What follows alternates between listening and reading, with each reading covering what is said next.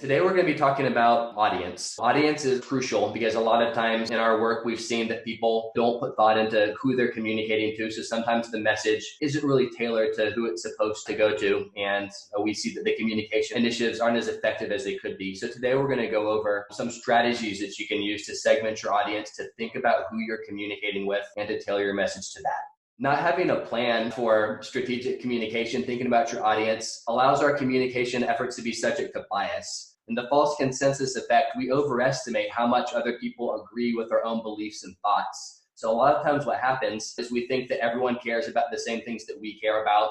Everyone thinks about our communication efforts the same way that we do. But in reality, our efforts are always more important to us than they are to other people. So it's really important for us to be able to think about who we're talking to and what's important to them so that we can make sure that we're really engaging the stakeholders in our work and that we won't be biased in thinking that everyone thinks about things the same way that we do.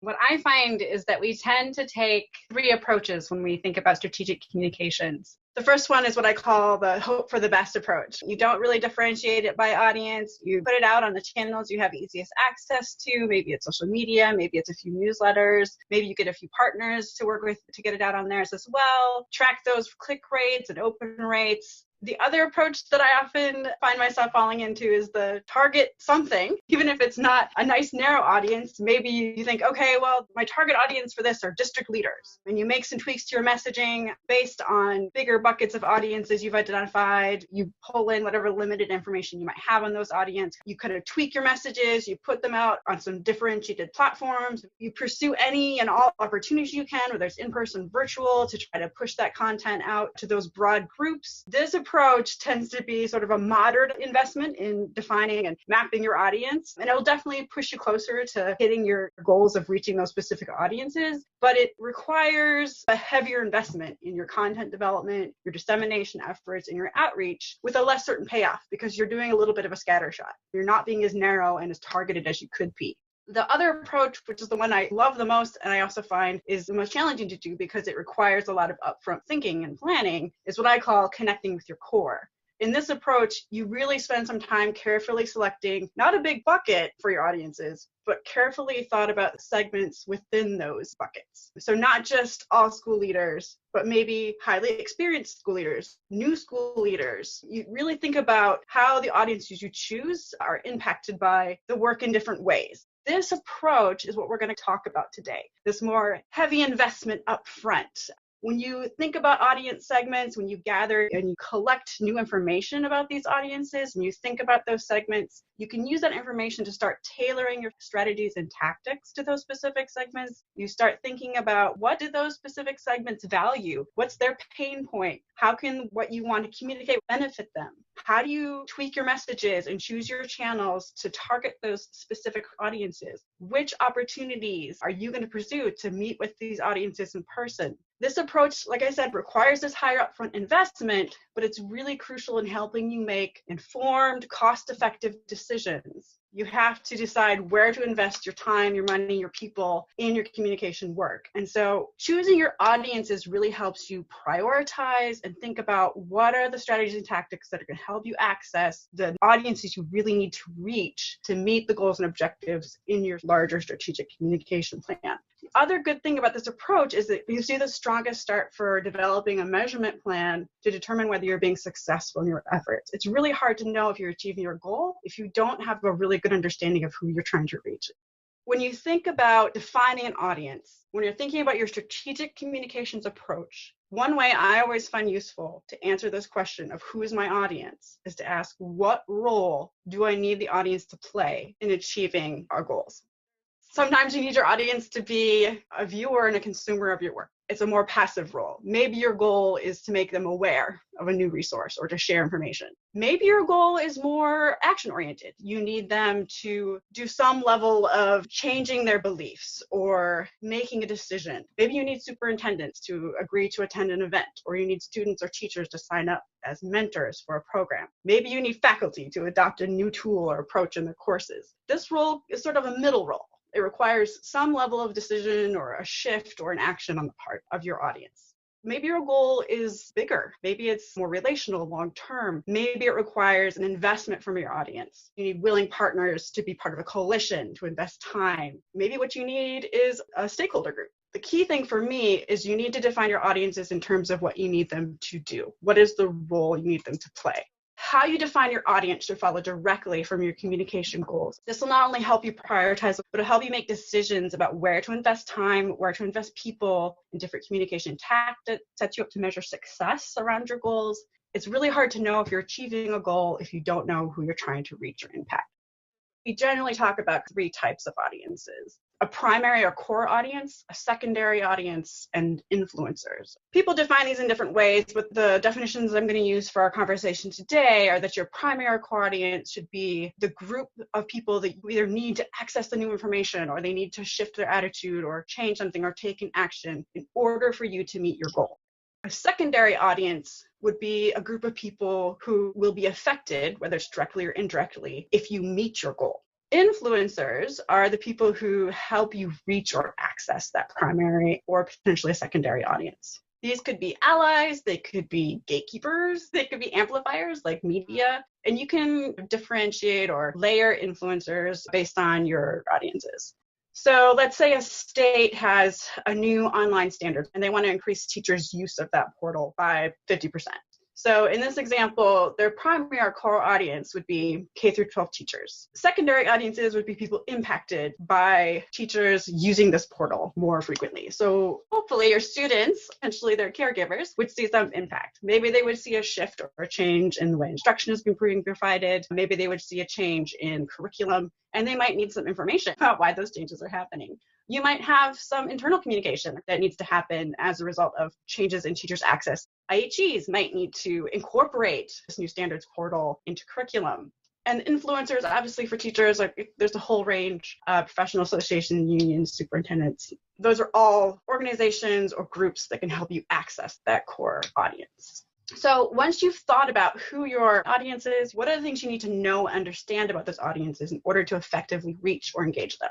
There's a lot of different information you can try to find out, but here's a few ideas. What's the why? Why should this audience care about the work or the issue or the resource you want to talk to them about? How will it potentially impact them? Will it benefit them? Are there barriers they might experience to using it? Are there improvements they might see? Think about how what you're offering them might solve a pain point for them. Segments. If you think about your primary and secondary audiences, what are the segments within those that you should identify? So are there different groups within that audience who might be impacted by the work differently or might have different understandings of the work? Segments can be anything. It could be a demographic, it could be a generation, an age group, it could be levels of experience in the field, it could be roles. For our standard portal example, it could be levels of comfort with technology, types of platforms you use to access information. You can segment audiences pretty much any way you want. It's about identifying the segments that are most meaningful for your goals and for the particular topic you're working on. The next thing you want to think about is, who does your audience trust? For example, we know that K through 12 teachers trust other teachers. If you want to get information out to teachers, distributing information through other teachers is one of the more effective ways. Once you've thought about some of that information, you can start thinking about what are the types of channels and what is the type of content that might resonate with these different audiences. Is telling a teacher a story more effective than giving them a research brief?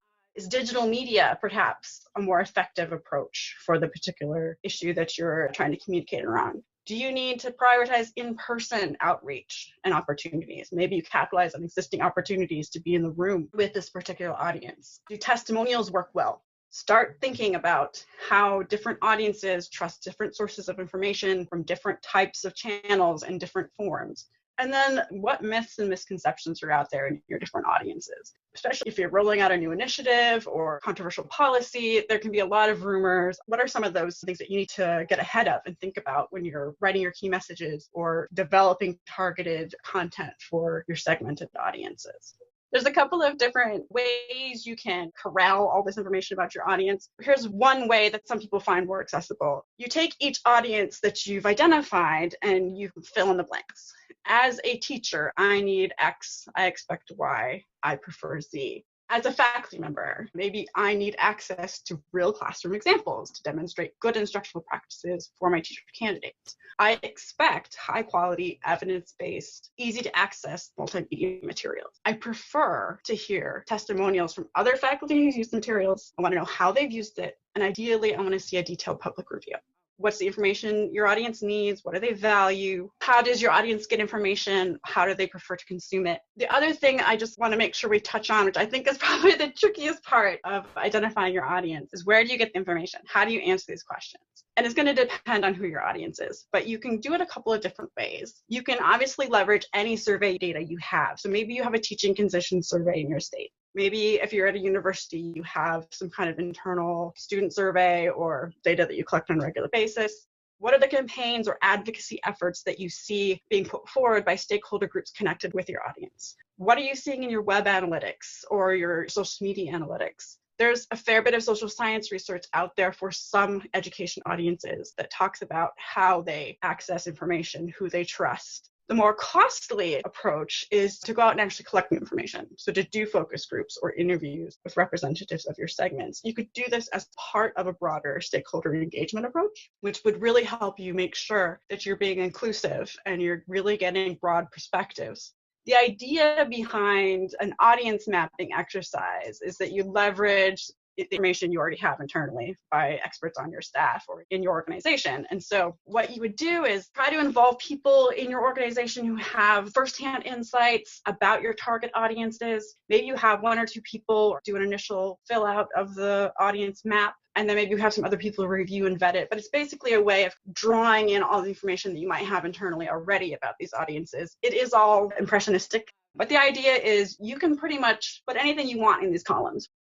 I wanted to just share a couple resources from the Leading by Convening book. I'm not sure if people are familiar with it, but it came out of work of the IDA partnership. But this first resource is 4 simple questions. So it's getting you to ask that question about who cares about the issue and why, and what work they're doing that might align with the work that we're already doing, and what work we can do together. This comes out of a book. It's all free and available for you online, so you can access those too. The next one really goes through those levels of engagement that we were talking about earlier. So thinking about who are your central people, and then also the other layers of the system, and then how you can maximize those other layers of the system as well in order to share and disseminate further. So how can you use some of your different levels of your system to think that way and have people think about where they might be themselves in that level of the system.